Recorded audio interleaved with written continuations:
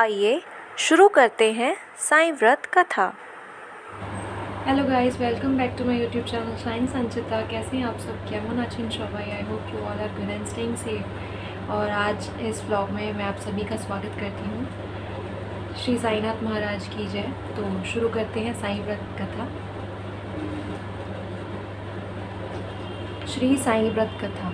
किरण बहन और उनके पति किशन भाई एक शहर में रहते थे। वैसे तो दोनों का एक दूसरे के प्रति गहरा प्रेम भाव था, परंतु किशन भाई का स्वभाव झगड़ालू था। अड़ोसी पड़ोसी भी उनके स्वभाव से परेशान रहते थे। लेकिन किरण बहन धार्मिक स्वभाव की थी, भगवान पर विश्वास रखती थी एवं बिना कुछ कहे ही सब कुछ सह लेती थी।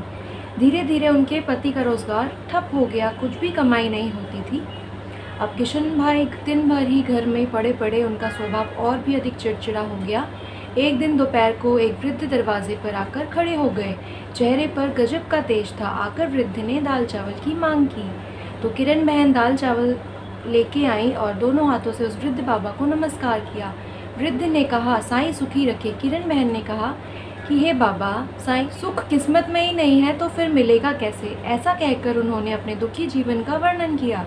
वृद्ध ने श्री साईं बाबा के व्रत के बारे में बताते हुए कहा कि 9 गुरुवार फलाहार या एक समय भोजन करना, हो सके तो बेटा साईं मंदिर जाना, घर पर साईं बाबा की 9 गुरुवार की पूजा करना, साईं व्रत करना और विधि पूर्वक उद्यापन करना, भूखे को भोजन देना, साईं व्रत की किताबें 5, 11, 21 यथाशक्ति लोगों को भेंट में देना।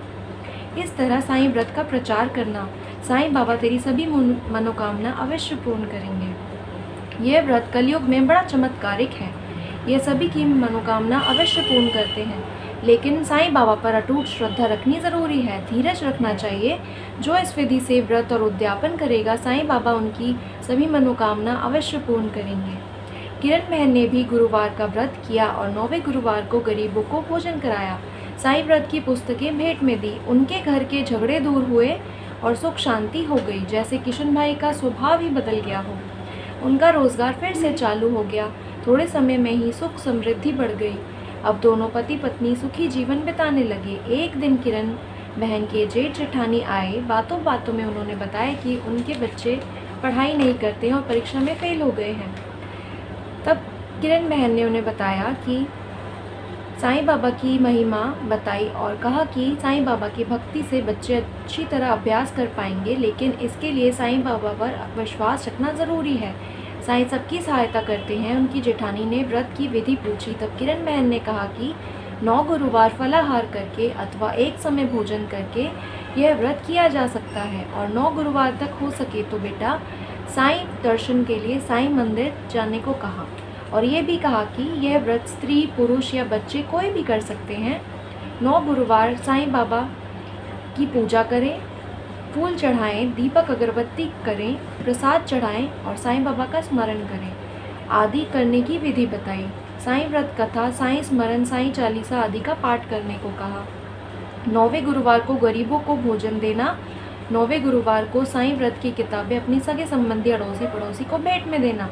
सूरत से उनकी जेठानी का थोड़े दिनों बाद पत्र आया कि उनके बच्चे साईं व्रत करने लगे हैं और बहुत मन लगाकर पढ़ाई करते हैं। इस बारे में उन्होंने लिखा है कि उनकी सहेली कोमल बहन की बेटी की शादी साईं व्रत करने से बहुत अच्छी जगह हो गई है। उनके पड़ोसी के गहनों का डब्बा भी गुम हो गया था। वह साईं व्रत की महिमा के कारण 2 महीने बाद वापस मिल गया। ऐसे अद्भुत चमत्कार हुए थे। किरण बहन ने कहा कि साईं बाबा की महिमा महान है, ये जान लिया था।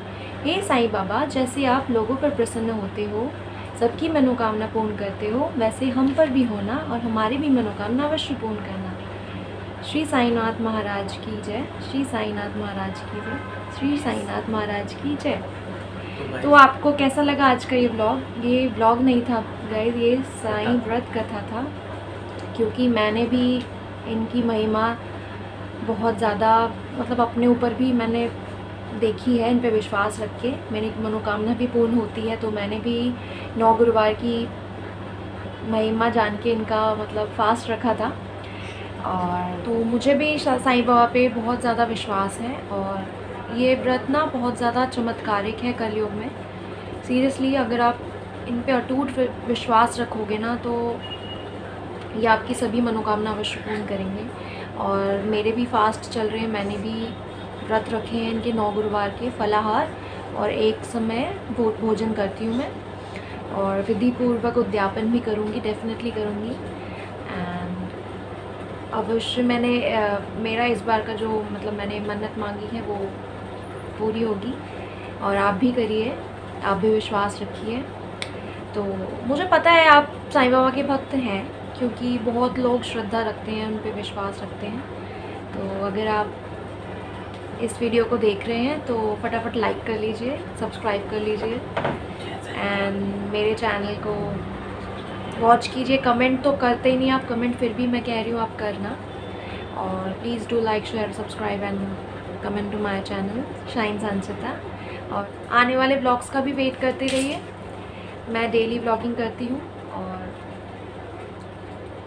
मेरे ब्लॉग आपको कैसे लग रहे हैं ये भी मेरे कमेंट में मुझे बताना आप। आई होप ये वाली वीडियो आपको अच्छी लगी।